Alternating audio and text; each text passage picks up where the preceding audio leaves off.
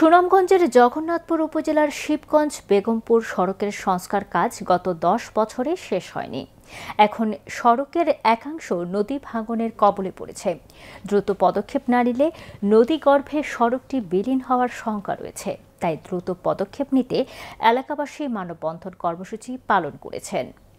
বাংলাদেশ খেলাফত মজলিস ও খেলাফত যুব মজলিস পাইলগাঁও ইউনিয়ন শাখার আয়োজনে জগন্নাথপুর বেগমপুর সড়কের বড়পেচি এলাকায় রাস্তায় এই মানববন্ধন কর্মসূচি পালন করা হয়। শত শত এলাকাবাসীর উপস্থিতিতে বিশাল মানববন্ধনে প্রধান অতিথির বক্তব্য রাখেন সুনামগঞ্জ ৩ জগন্নাথপুর শান্তিগঞ্জ আসনের সাবেক সংসদ সদস্য বাংলাদেশ খেলাফত মজলিসের নায়েবে আমির অ্যাডভোকেট শাহিনুর পাশা চৌধুরী।